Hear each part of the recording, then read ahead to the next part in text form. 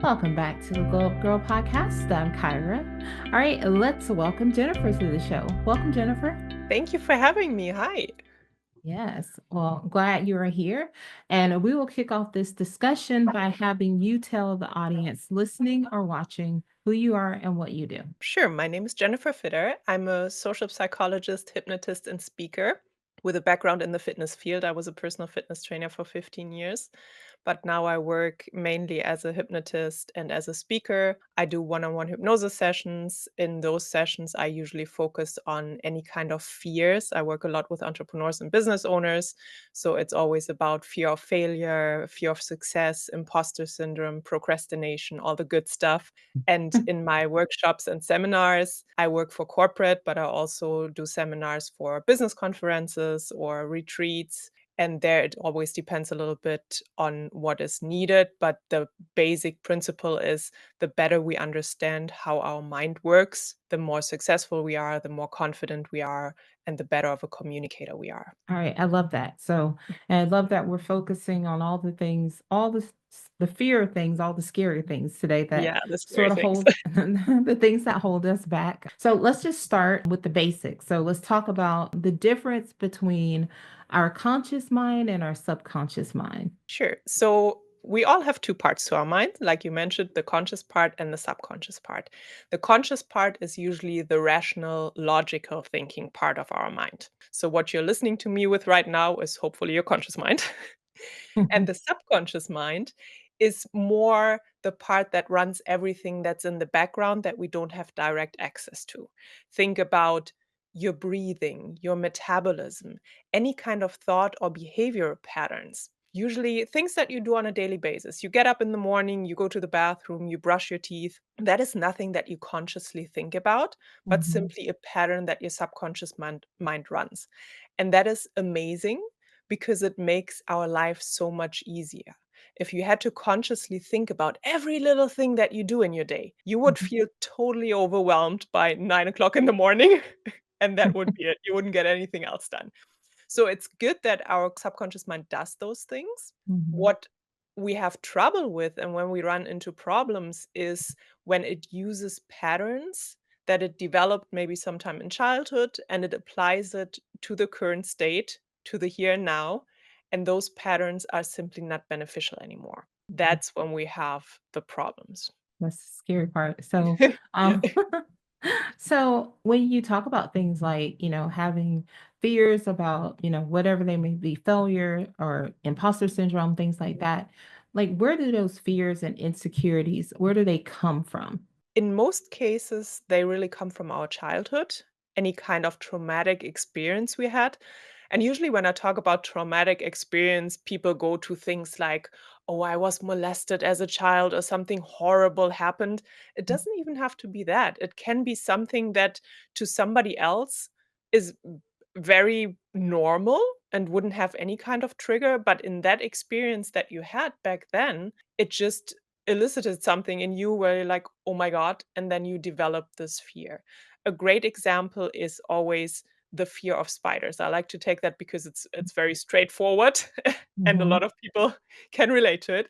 Let's say you saw your mother when you were 3, 4 years old jumping on a chair, screaming frantically, saying, "Oh my god, there's a spider, kill it, kill it, kill it." In that moment, you learned spiders are dangerous and something we have to be afraid of. Fast Mhm. forward 30 years, you know on a conscious level that most spiders are really not that dangerous and that you could just take a glass, put it over it, and take it outside. But what do? You jump on a on a chair and you start screaming frantically, right? Because your subconscious mind is still running that old pattern. Mhm. And the same thing happens with us entrepreneurs if we're afraid of failure. Maybe you were in a school play and you were supposed to be the tree and you were supposed to just stand there and you fell and just landed on your face and everybody laughed. You developed a fear of failure or maybe even a fear of public speaking. So it can be any kind of trigger that happened in our past or even later on if it was a really traumatic experience when you were a teenager or an adult that can still go into the subconscious and develop a fear there. And it's so funny when you were saying that I can visualize, I could see it, somebody jumping on the chair Yep. because I think like And I think that's so true. It's like anything that you were afraid of as a child, or like you said, or if you somebody laughed at you as a child when Mhm. you were trying to speak or something and you were in a play or something like you mentioned, like that does just linger. And well, it triggers Yeah, you as an adult or maybe a young adult, older person, whatever. It's still there unless you do something about it, mm, right? yeah, and it's also oftentimes from our parents, like, kind of unintentionally, Hmm. because up until the age of between 6 and 9, depending on the person, we're basically absorbing everything that we see and hear without questioning it. So if we're experiencing, like the example with the spider, somebody else having a fear of something, Right. we might develop that same fear because we can't distinguish. We can't say, "Okay, this only applies to that person. That doesn't mean I have to react in the same way." And that's where it can come from as well. It doesn't even have to be your own experience. Right, yeah, as a child, you're just pretty much like, "Well, I'm supposed to be afraid of it because my mom is afraid of it." Yes, yes, So, that's how we learn. That's how we develop our understanding of how the world works. now that might be one of the reasons why for this next question I'm gonna ask you. So I'm gonna ask, like, why is it so hard for us to make the changes in our lives and overcome these types of obstacles? Because, like I said, most of them are stemming from our subconscious mind. And usually, when we try to make changes, we're coming with the logic from the conscious mind, trying to change something inside the subconscious mind. But as we Mm, just learned, that logic mm, sometimes doesn't match. mm, Sometimes that logic is still the logic of a child, and you're coming with that adult rational and be like, listen, spiders are not dangerous. Everything is mm. good. Let's just drop it. And then your subconscious mind is like, nope, not doing it. Never they're like, "Nope, No, never thank you. mind." I'm okay. Right? And that's Uh-huh. that's why we have such a hard time sometimes making changes because there is like this barrier in between. In hypnosis, we like to call that critical faculty, and that Mhm, basically assesses if the change is appropriate and necessary and welcome. And mhm. most of the time it decides, nope, not really, not for me. Okay, so let's talk about the work you do with hypnosis. How does hypnosis work, and how can it help someone overcome those fears and insecurities? There are different forms of hypnosis out there. What most people associate with hypnosis is somebody goes on stage and is just being put down and then acts like a dog or a chicken or whatever, right? So Mhm. that is like the common misconception that we have that this is all that hypnosis is. It's part of Right. it. It's called stage hypnosis and is Mm, purely for entertainment. mhm, Then we have hypnosis that is being used in therapy by psychotherapists, mhm, which is medical hypnosis, deals sometimes with trauma, sometimes with pain management. And then we have the type of, of hypnosis that I do, which mainly is in the coaching field, I want to say. And I like to call it transformational hypnosis mhm, because it basically helps you to change any kind of behavioral or thought pattern that you're not happy with anymore and that kind of keeps you stuck where you're at right now. And the way I work is I use non-trance based hypnosis, meaning I don't pull out that pendulum and put you to sleep, but you're fully awake during the whole process, mhm, which has the advantage that I can kind of communicate with your subconscious mind and your conscious mind at the same time. So if your subconscious mind tells me something, if you will, that I don't understand, then I can say, "Hey, Kyra, what do you think that means?" And then we mhm, can have kind of this mhm, conversation about what is going on. And basically, why hypnosis works so well is that we can make the changes directly inside the subconscious mind. So we're not running against that barrier that I was talking about. mhm, mhm. And we can apply the logic that needs to be applied, and we can make our arguments, if you will. And that makes it a lot easier if we don't have to argue with this critical faculty and just create, we call it a state of subconscious dominance, because that really allows us to directly communicate with the subconscious mind. That's very interesting. Does it work fast? Yes. Si simply because when you understand why a pattern is not helpful anymore, if I make a compelling argument to you and say, "Listen, spiders are tiny, they're not doing anything, let's just drop it," and I do it on a level that you understand, Mm, that where there is no barrier, then your mind says, duh, of course, makes total sense. So we're just gonna drop it. So when there's no resistance anymore and the argument makes sense, then why continue a pattern that's obviously not helpful anymore, Right. Yeah. right? Like, That's yeah. why it's really literally with a click of a finger, things can change. Oh, I like that. I mean, but I'm definitely thankful that you talked about like the misconceptions because yes, I think every person who has ever thought of hypnosis has thought of somebody like on a stage or Yeah. somebody on a couch and they're Mhm. like telling them what to do and then they run out and do something like Yeah. crazy like you Yeah. mentioned.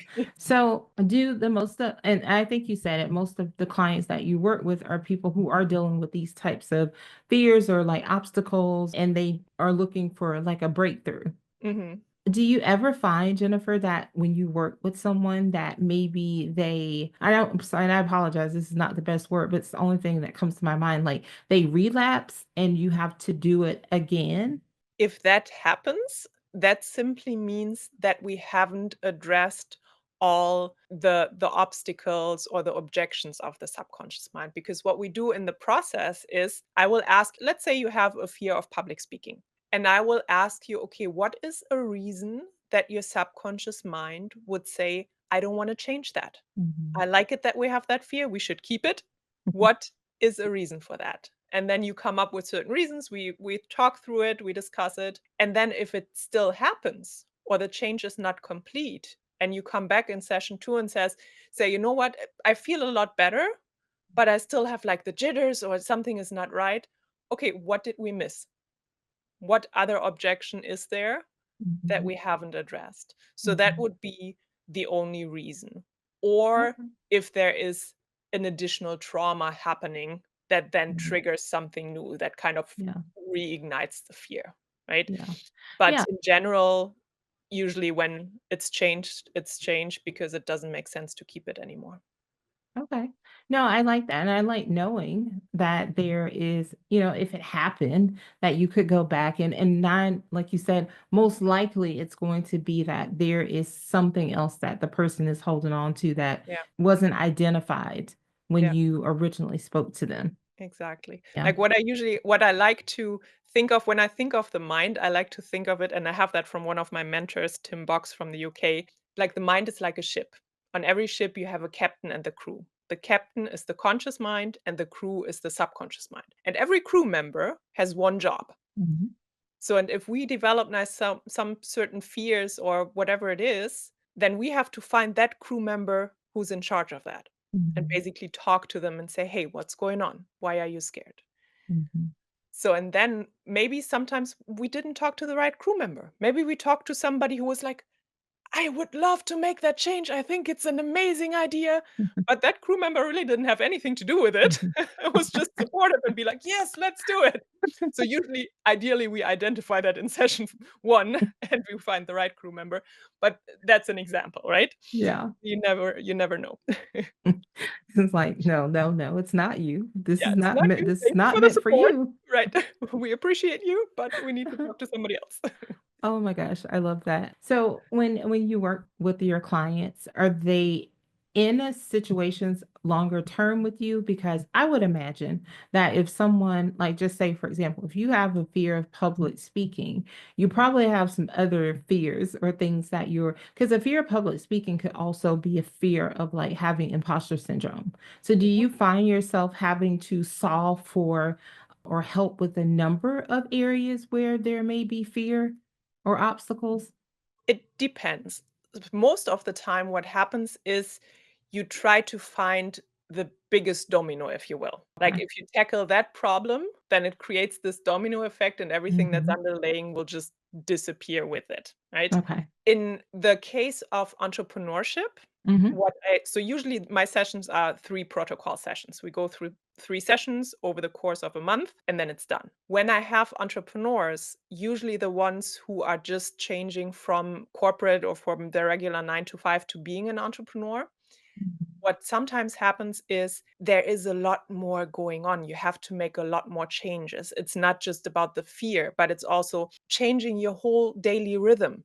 Mhm. changing your priorities. There's Mm. so much going on. The same person who ran like or was working their 9 to 5 is not the same person who can run a successful business oftentimes. Right. So in Mm. that Yeah, cases, I that's have a yeah. 6-month program where it's then not just about the hypnosis, but also about everything else that's going on. What do you have to change? What kind of person do you have to become? How does your Mhm. identity have to change to Mhm. get you to where you want to be? Awesome.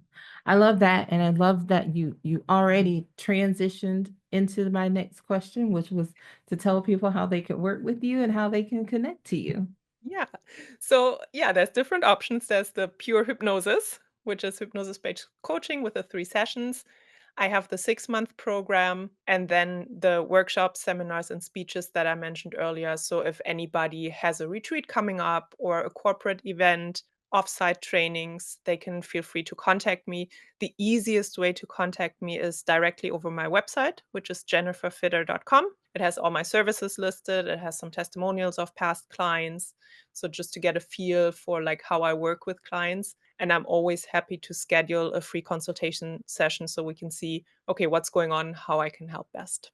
All right, fantastic. What we're going to do now is we're going to transition to three things with Jennifer. I'm Okay. going to ask you three questions that just helps our audience get to know you a little bit better. So, the first question is a two-parter. It is, how do you start and end the day? How I start the day usually is in the morning before I even get up. I do my meditation slash visualization, which is like a 10-minute practice where I kind of reflect on my goals and where I want to be this year. And then I get up. And if I have time, I like to do my workouts in the morning. If the schedule doesn't allow, then I have to squeeze it in somewhere else. But ideally, I love to do it in the morning.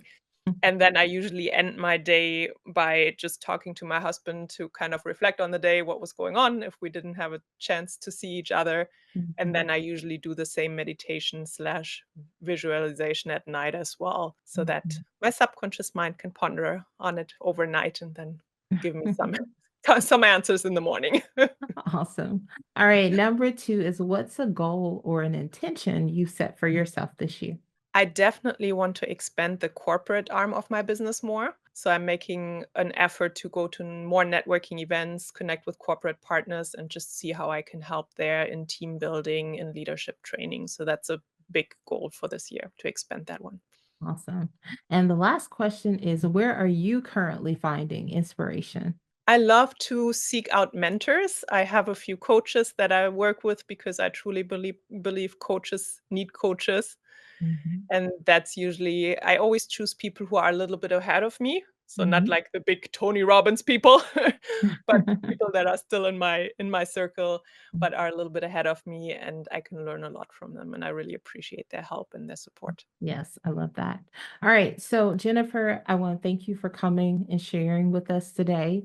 Before I let you go, I know I said that was the last. I got one final question for you. And that is, what are three things you'd like the audience to take away from our conversation today? That fear is not your enemy. Your subconscious mind does everything it does for a reason. So if you do have a fear, really check within, see where it comes from and how you can address it. Never give up. Even if you do have fears, there you can overcome them.